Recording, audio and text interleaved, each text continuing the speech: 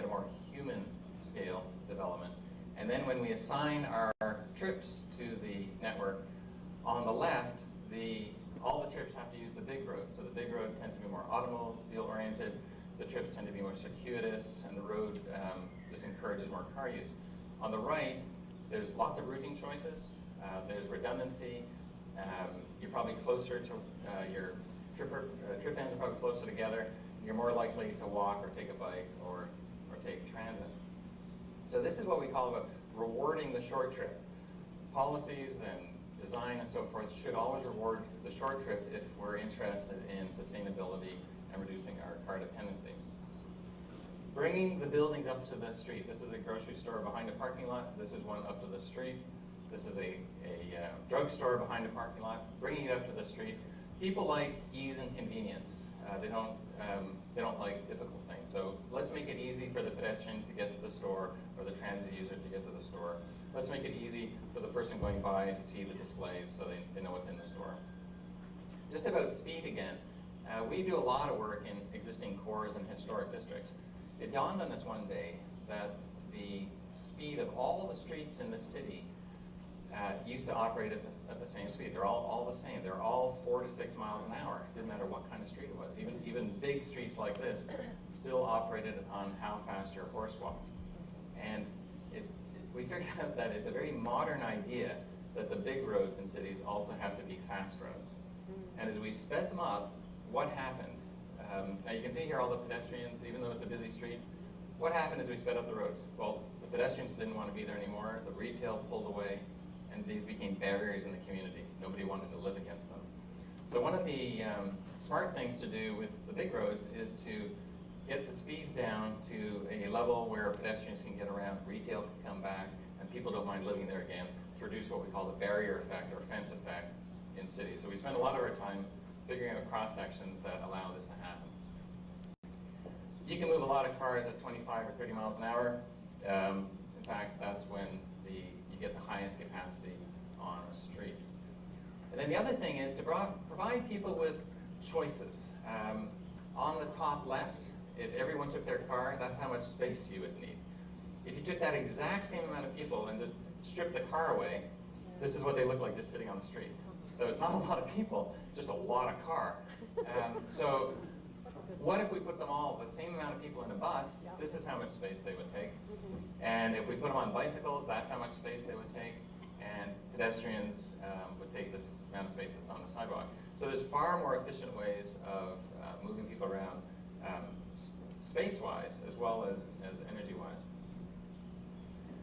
Now this is a little analogy I want to share with you this morning.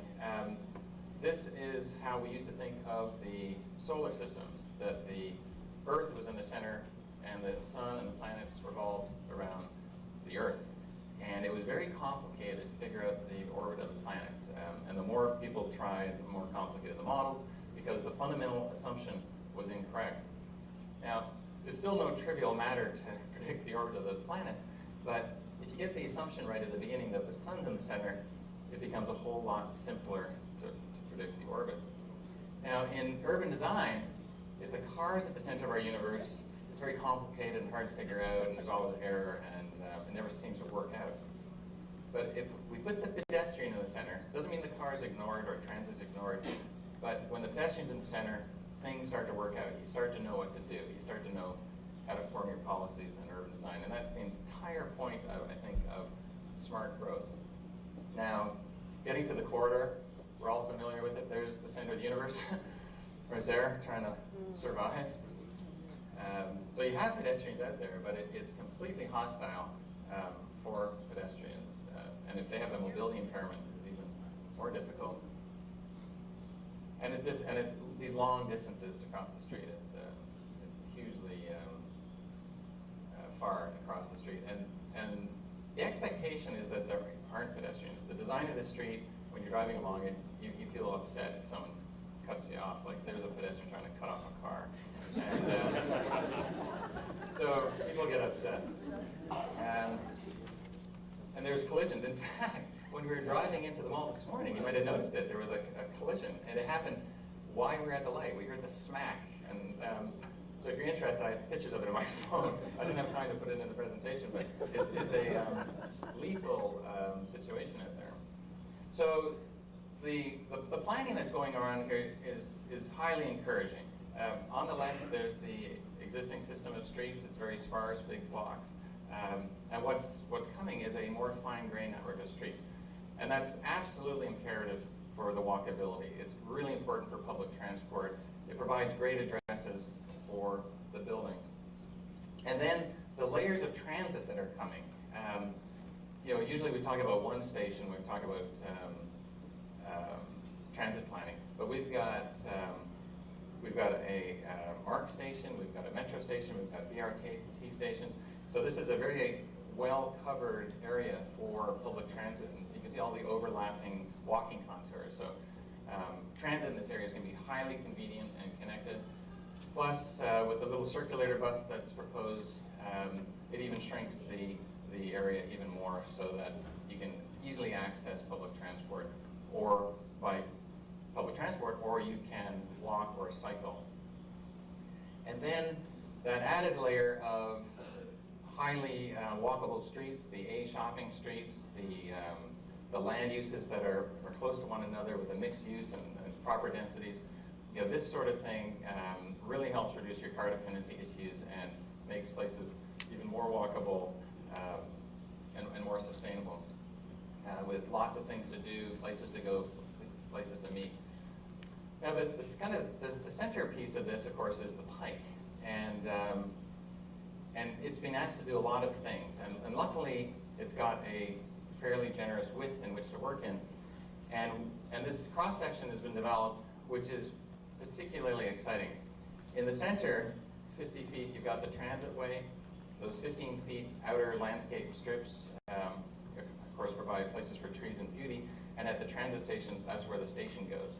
And at intersections, that's where the left turn lane goes. So highly flexible, transit-oriented center. There's actually 4 lanes in each direction on the street, 3 for cars, 1 each way for the transit. And then on the edges, there's the on-street parking.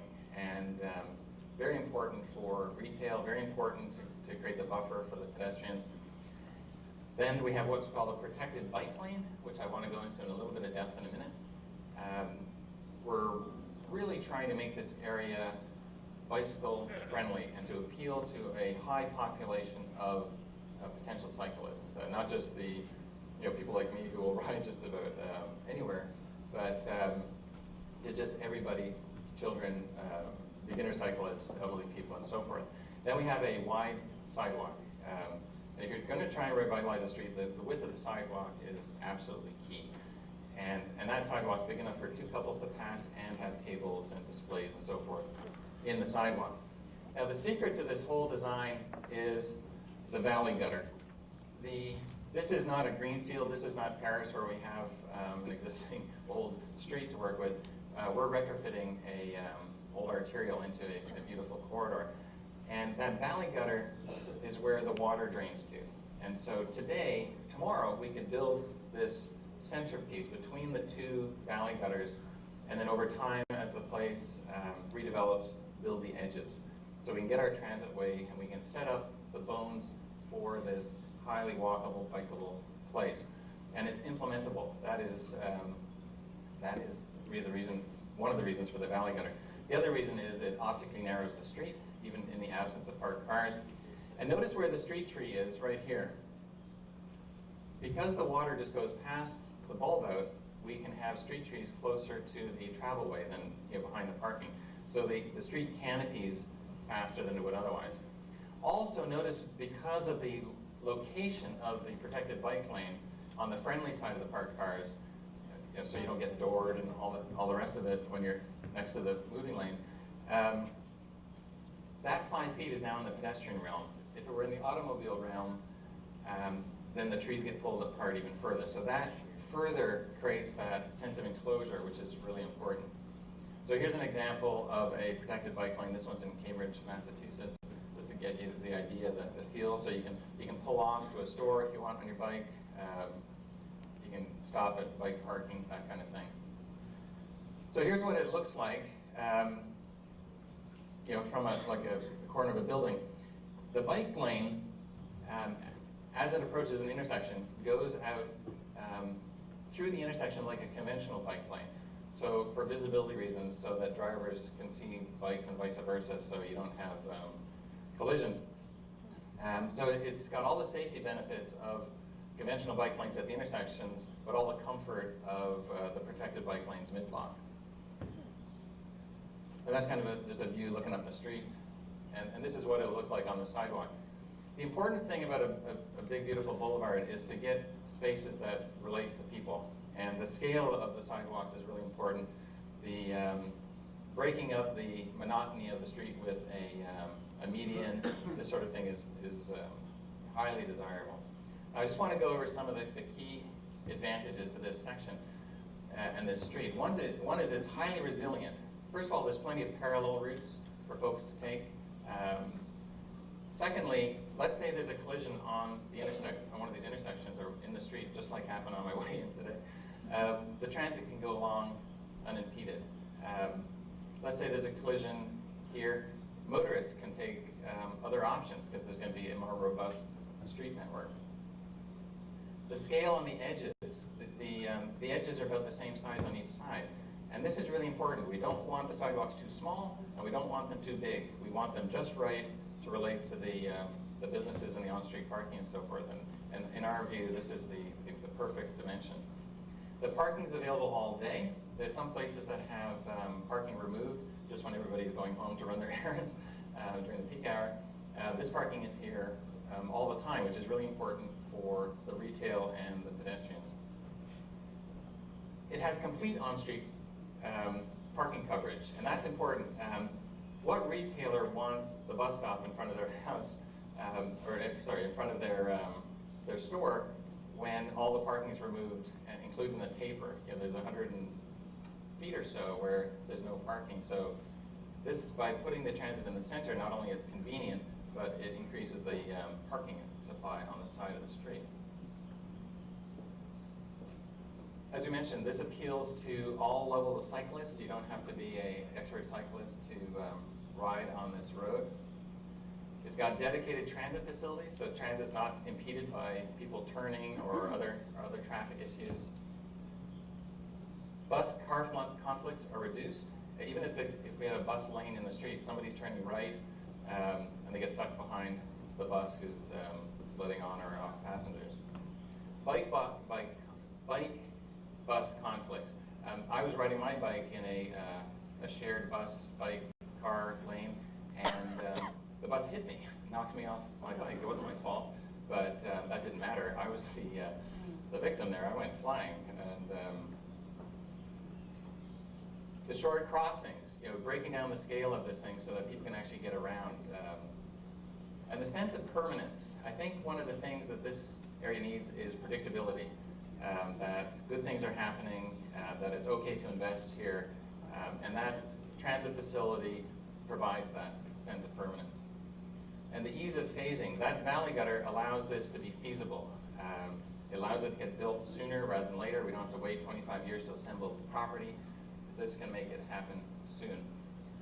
Something that most of the people in this room don't worry about, but a lot of the property owners do, and that who donates the right-of-way. This is actually a situation where the allocation of right-of-way needs is equitable. And then the tree canopy and that sense of enclosure, highly important for the beauty of the street. And all of this boils down to retail supportive, a place where people will choose to go, spend time, and shop and so forth. And the bottom line is this will be a great street. It'll rival anything in any other country, and it'll be right here. Now this is a bit of a paradigm shift, as I discussed. Conventionally, we did transportation planning separately from land use planning. The inputs were things like congestion, levels of service, and so forth, and the outputs were wider roads, automobile-oriented highways, isolated places, and completely unsustainable cycles. This is what is happening now, where transportation planning and land use planning are happening at the same time.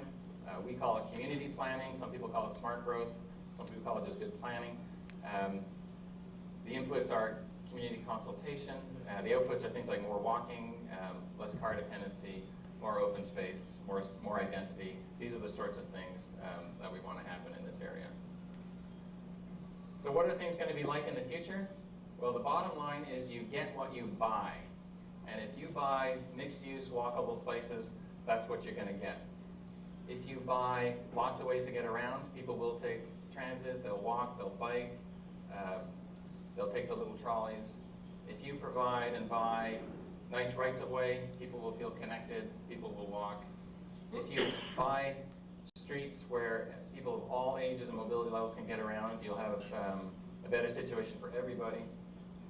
If you buy green, you will get to be more sustainable, you'll get more trees, it'll be more beautiful. And if you buy places for people to meet and to socialize and greet, you'll have a more socially connected community. So the shifts that are going on around the world and increasingly in this area and now here are a connected network of streets, a diversity of land uses and ways to get around, people-friendly building forms, and human speeds. And if you do all those things, which is happening right now, which is in the works, you will get a great center here. You will get high transit uses, you will get less car dependency, and you will contribute to reducing carbon footprints and all the things that we want to do. And I'm actually truly excited about it, and I hope you are too. So thank you very much.